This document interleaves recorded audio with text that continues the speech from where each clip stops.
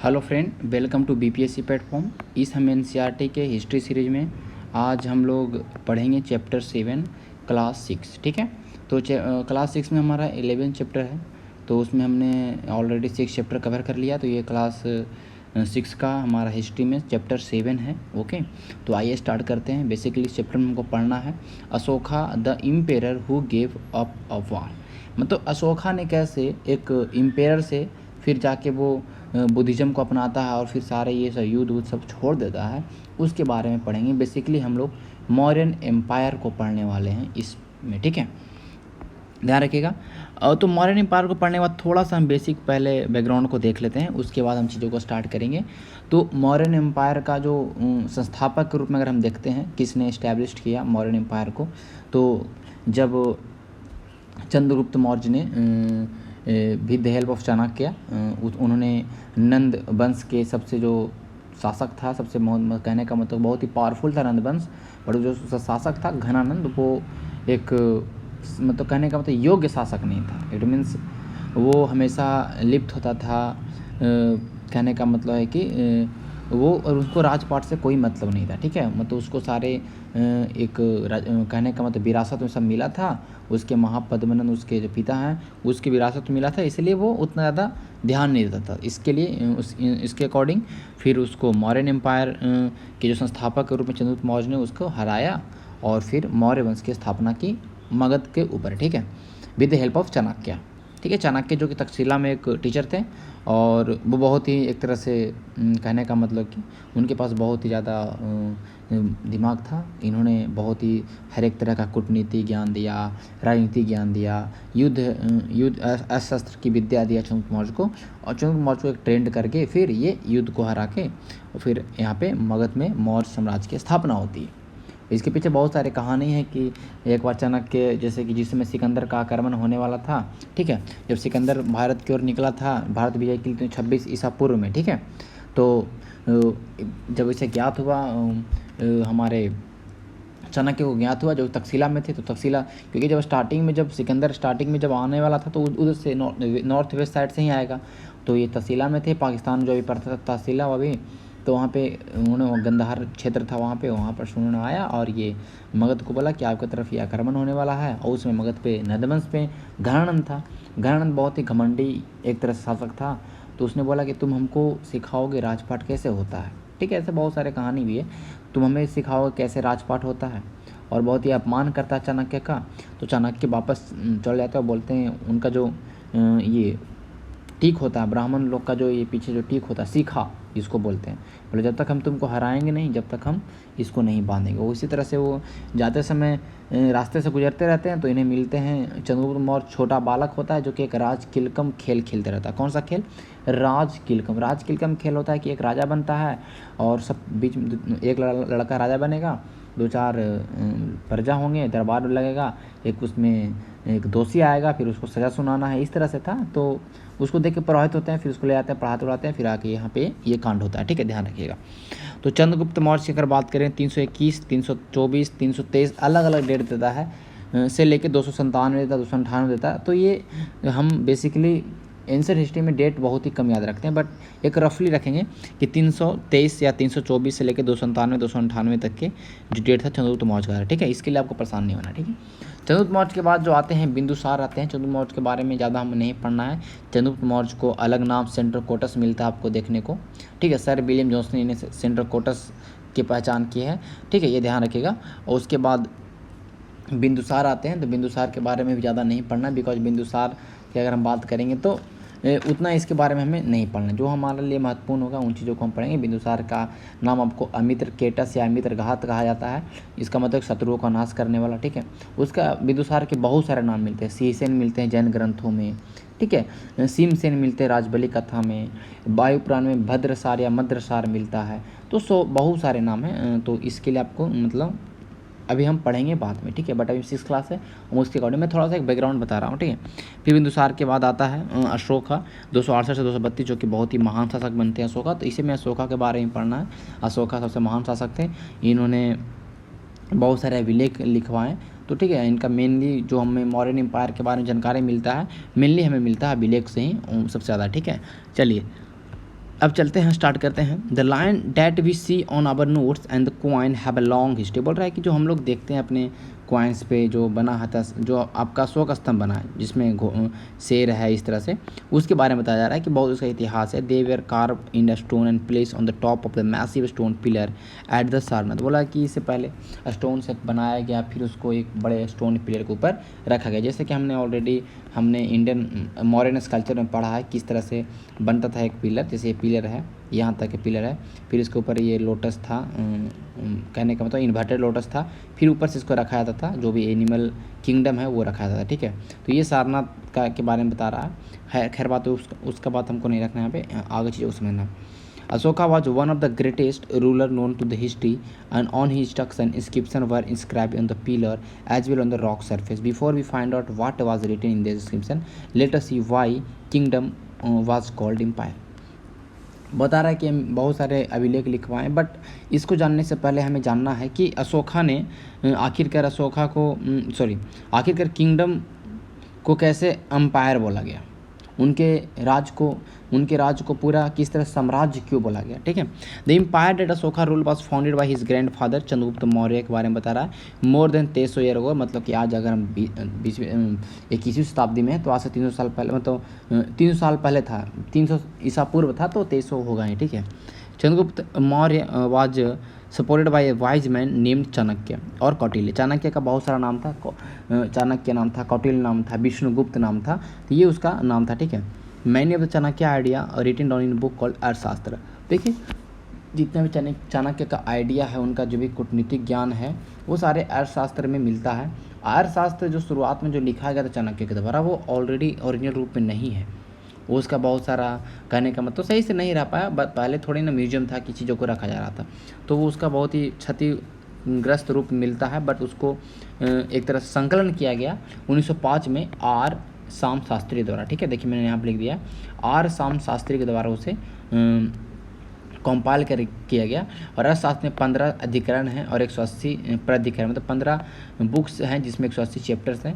ठीक है, इसमें सप्तांग थ्योरी दिया है कि एक राजा, कोई भी राज को एक सप्तांग थ्योरी पालन करना चाहिए। जिसका भी सप्तांग थ्योरी में सही चल रहा है वो किंगडम सही चलेगा। ठीक है, मतलब सप्तांग थ्योरी बताया कि राजा होते हैं, मंत्री होते हैं, उसका सेना होना चाहिए, उसका राजस्व होना चाहिए, ये सारे सप्तांग थ्योरी के अंदर में है। हम चीज़ों को ऑलरेडी हमने देखा भी है। मॉडर्न एम्पायर वाला, मॉडर्न एडमिनिस्ट्रेशन का हमने 5-6 वीडियो बनाया। ठीक है, पूरे मेंस लेवल तक के, तो उसको आप लोग देखिए, सब कुछ क्लियर हो जाएगा। ठीक है, हिस्ट्री के लिए परेशान नहीं होना।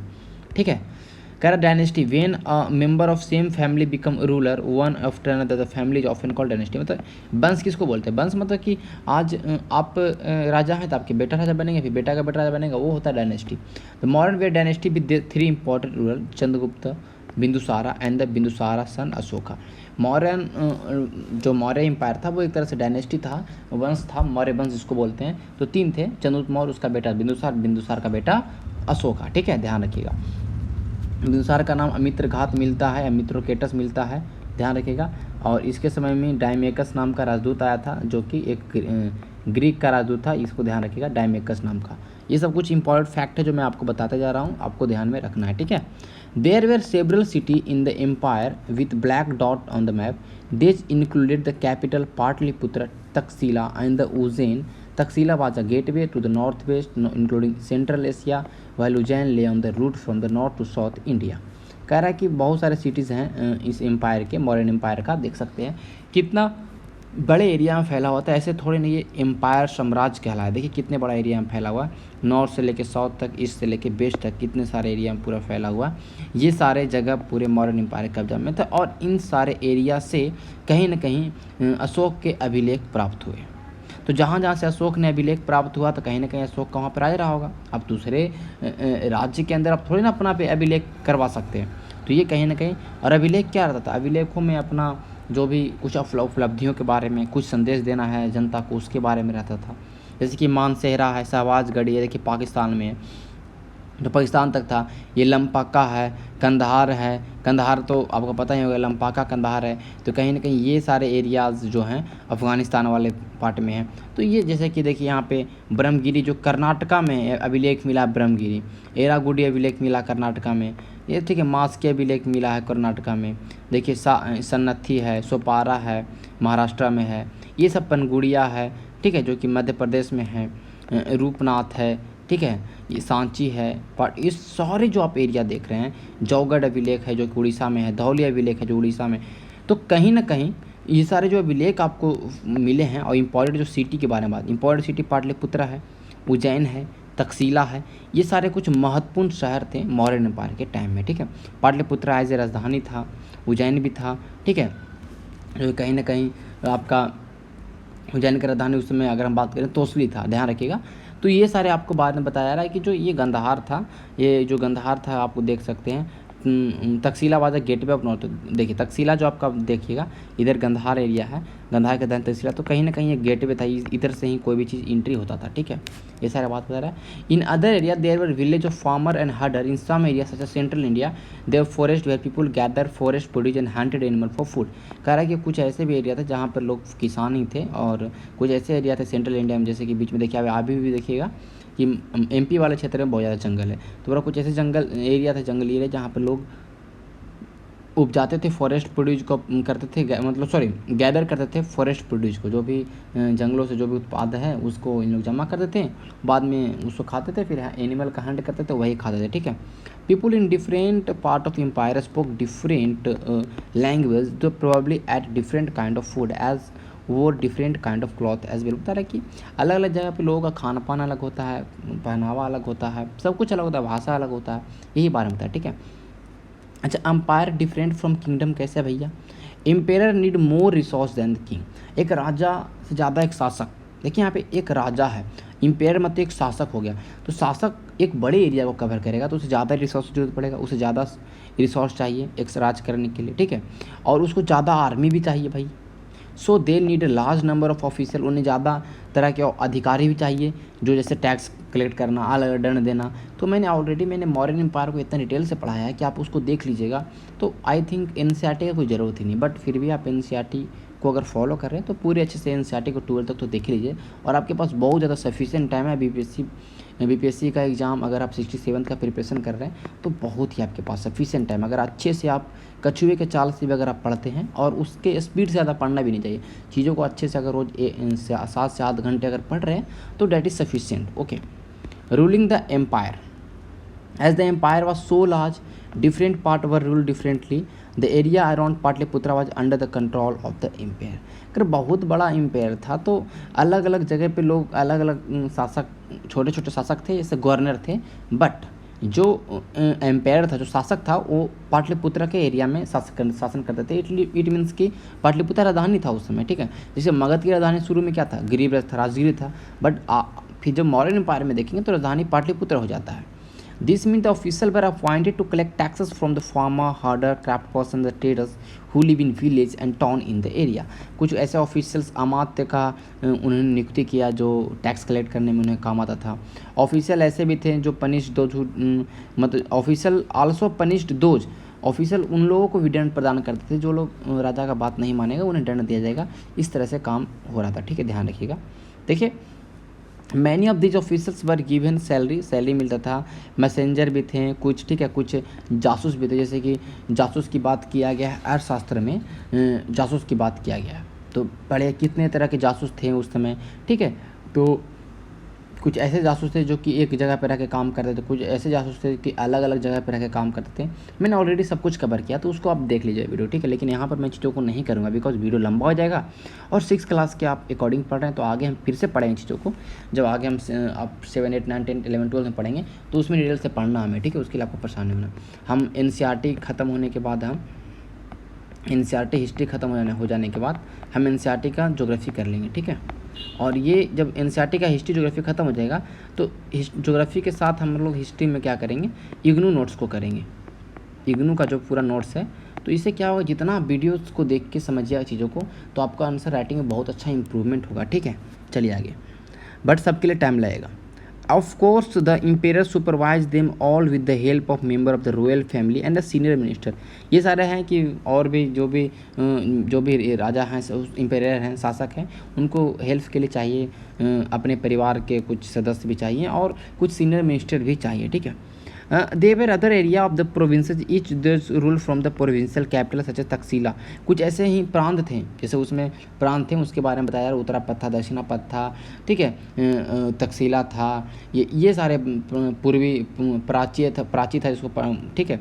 ये कुछ ऐसे ऐसे उसमें प्रोविंस थे, उसके बारे में यहाँ पे बोला जा रहा है कि जिसमें अलग अलग लोगों के द्वारा, कहने का मतलब कि शासन हो रहा था, मतलब अलग अलग वहाँ पे सब गवर्नर नियुक्त किए गए थे, और वो गवर्नर ऑलरेडी होते थे। क्या मतलब, कहने का मतलब ये हुआ कि जैसे देखिए पहले क्या कहते हैं मैं बताता हूँ, सॉरी कहाँ चला गया, देखिएगा ये क्या हो रहा है, उत्तरापथ, हिंदी इंग्लिश में भी उत्तरापथ ही लिखेंगे, अवंती, कलिंग, दक्षिणापथ, प्राची या मध्य प्रदेश, ये मध्य प्रदेश में मध्य देश। उत्तरापथ का राजधानी था तकसीला, सबसे उत्तर में था तो तकसीला राजधानी होगा, ठीक है। अवंती का राजधानी था उज्जैनी, अभी भी अवंती का राजधानी उज्जैनी। कलिंग का राजधानी तोसली, उड़ीसा में है। दक्षिणापथ का राजधानी स्वर्णगिरी, ओके स्वर्णगिरी, मैं यहाँ पर चीज़ों को सही से नहीं लिख पा रहा हूँ, कोई बात नहीं, चीज़ों को समझिएगा। स्वर्णगिरी, प्राची की राजधानी पाटलिपुत्र। ये 5 प्रांत थे उस समय, 5 या कहीं पे 4 मिलता है, कहीं कहीं पे 6 भी लिख दिया गया, तो बात अलग है। तो सबके अलग अलग गवर्नर थे, और वो गवर्नर और स्पेशली राजकुमार होते थे, जो कि एक राज परिवार से ही बिलोंग करता था। अदरवाइज कि जो बहुत ही ज़्यादा विश्वासी हो वो थे। इनके शासक को बोलते थे, ऑलरेडी हम लोग बोलते थे कुमार या आर्यपुत्र, कुमार या आर्यपुत्र,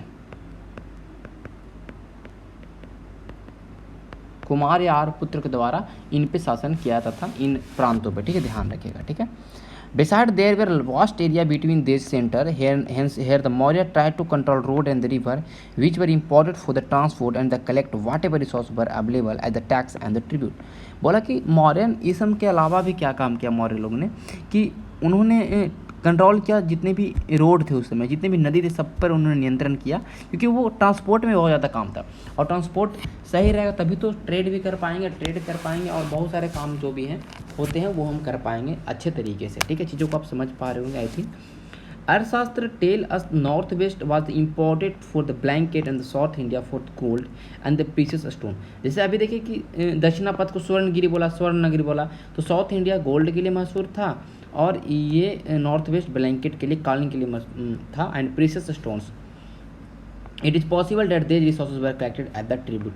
और ये ऐसा अनुमान लगाया जा रहा है कि ये सारे जो भी स्रोत रिसोर्सेज हैं ये कलेक्ट किया जाता है as a tribute, as a मतलब गिफ्ट, राजा को ट्रिब्यूट करो, राजा को एक तरह से ट्रिब्यूट प्रदान करो, ये सारी चीज़ें इसमें लिखा गया।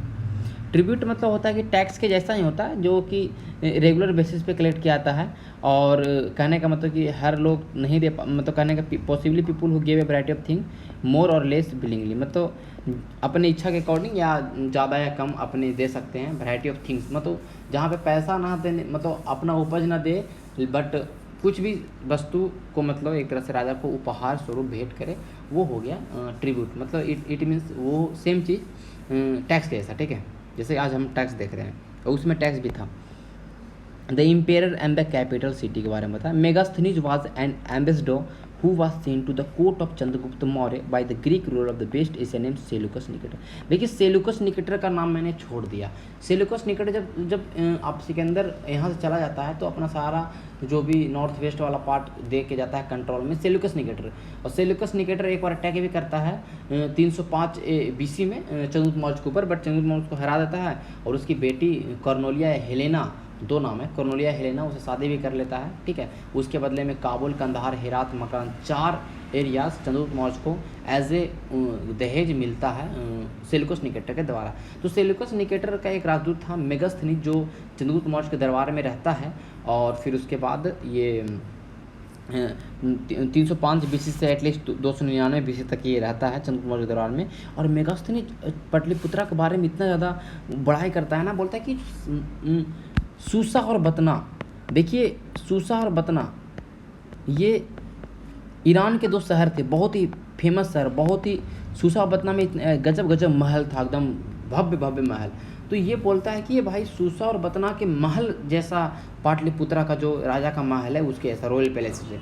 तो पाटलिपुत्रा के बारे में बोला कि उसमें ब्यूटीफुल सिटी था, सराउंडेड बाय मैसी बाल, चारों तरफ से घिरा हुआ था दीवार से, 570 इसमें बुर्ज थे मतलब टावर्स थे, 64 इसमें दरवाजे थे, हाउसेज ऑफ 2 और 3 स्टोरी, 2 मंजिला 3 मंजिला एम्पायर था, लकड़ी और मड ब्रिक से बने थे। किंग प्लेस पूरा जो राजा का महल था वो लकड़ी से बना हुआ था, ठीक है, चारों तरफ स्टोन कार्विंग था, ग्राउंडेड था। ये सारे बात बताया जा रहा है कि जो राजमहल था वो लकड़ी का बना हुआ था, राजप्रसाद इसको बोलते हैं। ये सारे के बारे में बताया जा रहा है, ठीक है। तो ये सारा कहानी है, इसको पढ़ लीजिएगा भाई, कुछ नहीं है। Ashoka a unique ruler, the most famous modern ruler was Ashoka. He was the first ruler who try to make his message to the people through the inscription. मैंने बोला कि अभिलेख लिखवाने का जो स्टार्टिंग किया है वो अशोका ने किया, और अशोका कहीं ना कहीं ये ईरान से जाके प्रभावित था, ठीक है, ईरान से प्रभावित था ये अभिलेख लिखने की जो प्रथा थी, ध्यान रखिएगा। तो पहले जो ईरानियन आक्रमण हुआ था उसके टाइम ही अभिलेख पर लिखने की प्रथा को ये सीख पाया अशोका ने। और most of the Ashoka inscription were Prakrit and were written in the Brahmani. देखो लिखा आया था अशोका का अभिलेख ब्राह्मणी स्क्रिप्ट में, और लिपि कौन था भैया, प्राकृत था, ठीक है। अशोका बार इन कलिंगा। अब देखिए अशोका के बारे में बहुत सारे अभिलेख हैं, हमने अभिलेख के ऊपर चर्चा किया है, तो उसके लिए मैं स्पेशल यहाँ पर नहीं बताऊंगा, उस वीडियो को देख लीजिएगा, सब कुछ समझ में आ जाएगा। अशोका का अभिलेख कौन सा अभिलेख में क्या था नहीं था, सब कुछ समझ पाइएगा आप लोग अच्छे तरीके से, ठीक है। अब देखिए हमको क्या समझ आया कि कलिंग बार होता है, ठीक है, 261 BC में। जैसे 261 BC में कलिंगा का युद्ध होता है, कलिंग को जीतने के लिए। कलिंग उड़ीसा में है और कलिंग फेमस था हाथी के लिए, तो कहीं ना कहीं युद्ध में हाथी की जरूरत पड़ा था, इसलिए हो सकता है आक्रमण ने किया होगा, या तो अशोका अपना टेरिटरी को बढ़ाना चाहता होगा पहले, क्योंकि पहले मगध का पार्ट था कलिंगा, तो ये भी जिद रहा होगा कि हम मगध में क्यों नहीं है, ये हमारे राज्य में कलिंग क्यों नहीं, तो इसलिए कलिंग के ऊपर आक्रमण किया गया था, और जिसमें बहुत ज़्यादा एटलीस्ट बहुत ज़्यादा लोगों की मृत्यु हुई थी, एकदम खूनी खेल हो गया था। अशोका का पता नहीं क्या हुआ कि उस वार के बाद अशोका का हृदय परिवर्तन हुआ, और अशोका ने सोचा कि मैं बुद्धिज्म को अपनाऊंगा और मैं ये सारे युद्ध सब कुछ छोड़ दूंगा, अहिंसा छोड़ दूंगा। सुनिए बातों को, ये था अशोका का जो कलिंगा वार था, कहीं ना कहीं चीज़ों को चेंज कर लिया। देखिए अशोका ने कलिंग वार का अपना मतलब कहने का मतलब कि जो डिटेल है वो अपने एक अभिलेख में बताया है, इसके बारे में आपको समझना है क्या भैया, कि कह रहा कि 8 साल जब मैं राजा बन गया उसके बाद मैंने कलिंग को जीता, जिसमें 1.5 लाख पीपुल वेर कैप्चर। बोला कि 1,50,000 लोग उसमें कैप्चर हुए, 1.5 लाख लोग, और 1 लाख लोग कम से कम मारे गए। मैं दुखों से पूरा बहर गया हूँ। Whenever independent land is conquer, बोला कि जब भी कोई एक स्वतंत्र राज्य को हम लोग कॉन्कर करते हैं तो बहुत सारे लोग मरते हैं और बहुत सारे लोग को जेल में जाना पड़ता है, और साथ में ब्राह्मण्स और सन्यासी लोग भी मरते हैं। People who were kind to their relative and friend, कह रहा कि जो भी लोग जो कहीं ना कहीं परिवार रह चुके हैं, दोस्त रह चुके हैं, तो वो कहीं ना कहीं उनको कहने का मतलब कि उन अपने गुलाम को या अपने दोस्तों को या अपने नौकरों को खोते हैं, या अपने प्यार अपने मतलब जो भी उनके देयर लव्ड वन है उनको खोते हैं। That is why I am sad, इसलिए मैं दुख हूँ, और मैं डिसाइड किया हूँ कि मैं अब धर्म को पालन करूँगा और दूसरों को भी सिखाऊंगा किस तरह से हिंसा को त्यागना है और हिंसा को फॉलो करना है। I believe that winning people over through Dhamma is much better than, कह रहा है कि अगर धर्म के ऊपर अगर अपनी विजय प्राप्त कर लिया तो उससे तो एक किसी भी राज्य को जीतने से अच्छा होगा, ठीक है। I am scribing this message for the future, मैं भविष्य के लिए इस मैसेज को स्क्राइब कर रहा हूँ, मेरे अपने बेटे के लिए, अपने पोते के लिए, ये सारे बता रहा है, ठीक है, कि वो युद्ध के बारे में ना सोचे, ठीक है। अब ऐसा होता भी है कि अशोक ने इस तरह से अब मना लेता है अहिंसा को, कि आगे जाके फिर देखिए अशोका के बाद बृहद्रथ ये सब जो आते हैं वो सक्सेसफुल नहीं हो पाते हैं, और 185 BC में ही अशोक का जो किंगडम है वो ख़त्म हो जाता है, मतलब कहने का मॉडर्न एम्पायर ख़त्म हो जाता है, ठीक है। चीज़ों को समझिएगा। अब हम देखने वाले हैं व्हाट वाज अशोक। अशोक धर्म did not involve worship of God. देखो अशोक का धर्म में ये धर्म नहीं है, अशोक मैं धर्म की बात कर रहा हूँ, धर्म तो इसमें कोई भगवान की पूजा नहीं था, और ना ही कोई परफॉर्मेंस था, ना ही कोई सेक्रीफाइस की बात इसमें की गई था। He felt that just as a father try to teach the his children, जैसे कि एक एक बाप अपने बेटे को पढ़ाता है, कुछ ना कुछ शिक्षा देता है। He had duty to instruct his subject, उसका ड्यूटी है कि वो कुछ ना कुछ सब्जेक्ट को इंस्ट्रक्ट करेगा। He was also inspire by the teaching of Buddha, और इसी तरह से उसने इंस्पायर हुआ अशोक ने बुद्धा के टीचिंग से। और there were number of problem that troubled him, और बहुत सारे ऐसे प्रॉब्लम था, परेशानियाँ था जो कहीं ना कहीं अशोक को प्रॉब्लम किया था। People in the empire follow different religion, उसके बहुत सारे एम्पायर साम्राज्य में बहुत अलग अलग धर्म, कोई हिंदू धर्म मान रहा है, कोई जैन धर्म मान रहा है, कोई बौद्ध धर्म को मान रहा है, ठीक है। तो and this sometime led to conflict, इससे कॉन्फ्लिक्ट भी होता था। एनिमल वर सैक्रिफाइस, जानवरों की बलि होती थी, ठीक है। Slave and servant were ill treated, उसमें जो भी गुलाम थे उनको अच्छे से सही से नहीं ट्रीट किया जाता, ठीक है। और बहुत सारे झगड़ा होते थे अपने पड़ोसियों के बीच में। अशोका ने देखा, फील्ड किया, it was duty to solve this problem, उसका था कि नहीं ये सब प्रॉब्लम को हम दूरी करेंगे, सोल्व करेंगे। ही अपॉइंटेड ऑफिसर उन्होंने धम्म महामात्र, धम्म महामात्र की मतलब जो धम्म के चीज़ों को देखे वो ऑफिसर्स हो गए, महामात्र हो गए, ऑफिसर हो गए। Who went from place to place, वो अलग अलग प्लेस जाते थे, लोगों को शिक्षा देते थे कि किस तरह से क्या करना है, सही से रहना है।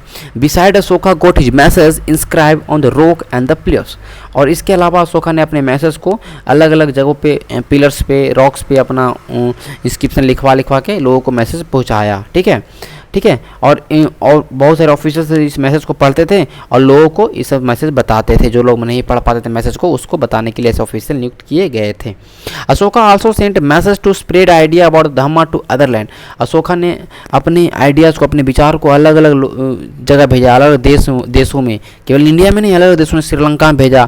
श्रीलंका में अपने बेटे और अपनी बेटी दोनों को भेजा, ठीक है, ये ध्यान रखिएगा, ठीक है, ये चीज़ आपको ध्यान रखना, ठीक है। देखिए आगे चलते हैं। महेंद्र और संघमित्रा, उसकी बेटा का नाम था महेंद्र और बेटी का नाम था संघमित्रा, जिसको इन्होंने भेजा श्रीलंका में, ठीक है, शिक्षा धर्म की शिक्षा प्रदान के लिए, धर्म की शिक्षा देने के लिए, ठीक है।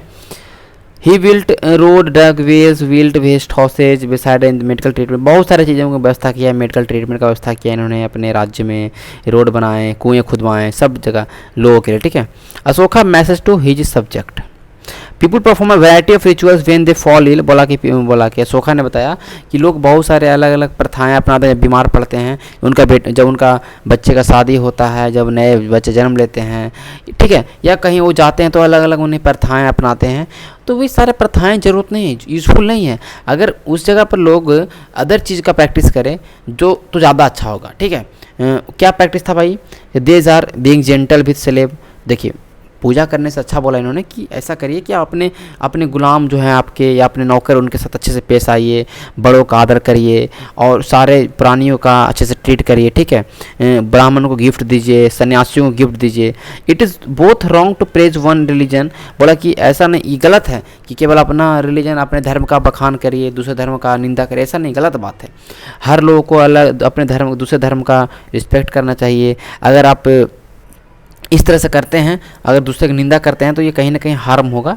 ये सारी चीज़ें बोला कि हर एक लोगों को समझना चाहिए कि क्या धर्म का मेन आइडिया है और उसका आदर करना चाहिए। तो इन सारी चीज़ों के बारे में बताया। ये देखिए ब्राह्मणी लिपि के बारे में कि पहले ब्राह्मणी लिपि में आ ऐसे लिखा था, फिर देवनागरी में आ ऐसे लिखते हैं, बंगाली में आ ऐसे लिखते हैं, मलयालम में ऐसे लिखा था, तमिल में ऐसे लिखा था। आ के बारे में ये सब बताया जा रहा है कि किस तरह से लिपि के बारे में। ये सम वेयर इन एल्स वेयर वाला हमेशा हर एक चैप्टर में दिया रहता है कि देखिए ग्रेट वॉल ऑफ चाइना के बारे में बता रहा है कि ग्रेट वॉल ऑफ चाइना कैसे था कि एक चाइना के राजा ने बचने के लिए, अपने शत्रु से बचने के लिए एक निर्माण किया था। 64 किलोमीटर लंबा एक वॉल जो अभी भी देखने को मिलता है, जो कहीं ना कहीं पुराना 2000 साल पुराना है। तो इसके बारे में ये बताया जा रहा है, ठीक है। तो ये सारे आपका क्वेश्चन हैं, जो क्वेश्चंस को आप कर लीजिएगा, ठीक है। सारे क्वेश्चंस करने के बाद आप लोग का पूरा चैप्टर कंप्लीट हो जाएगा, ठीक है। और सारे क्वेश्चंस को करना जरूरी है बहुत ज़्यादा, ऐसा नहीं कि एक भी क्वेश्चन को छोड़ना नहीं है, सारे क्वेश्चंस को करने हैं, ठीक है। जितने भी इसमें क्वेश्चन ये हैं सारे को करने हैं, एक एक को, ठीक है। और सारे को आप कर लीजिएगा। अगर आपने खुद से ईमानदारी से, ऑनेस्टली से इन सारे सवालों को अगर हल करिएगा ना, तो आंसर राइटिंग में देखिए कितना बहुत ज़्यादा हेल्प मिलेगा। 6 क्लास से आपको सीखने को मिलेगा, 6 क्लास है, 7 क्लास है, फिर एक प्रैक्टिस होते होते आप जैसे 12th क्लास में ख़त्म करूँगा तो आप आंसर राइटिंग को बहुत अच्छा इंप्रूव कर पाइएगा। तो चलिए मिलेंगे हम लोग नेक्स्ट चैप्टर में। हमारा नेक्स्ट चैप्टर होगा 8, जो चैप्टर 8 है उसके बारे में पढ़ेंगे। ये सिल्क रूट की बात किया गया, इस मैप के अकॉर्डिंग बताया गया कैसे सिल्क रूट किस तरह से था। तो सिल्क रूट की बात की गई है, एक कुषाण के समय जो सिल्क रूट हुआ था इसके बारे में बात किया गया। तो इसको हम आगे देख लेंगे कभी, ठीक है। इसको ऑलरेडी मैंने सिल्क रूट के बारे में बताया, ठीक है। तो ये सारे हो गए हमारा। चलिए सेशन को समाप्त करते हैं इसको, फिर मिलेंगे नेक्स्ट वीडियो में, उसमें हम करेंगे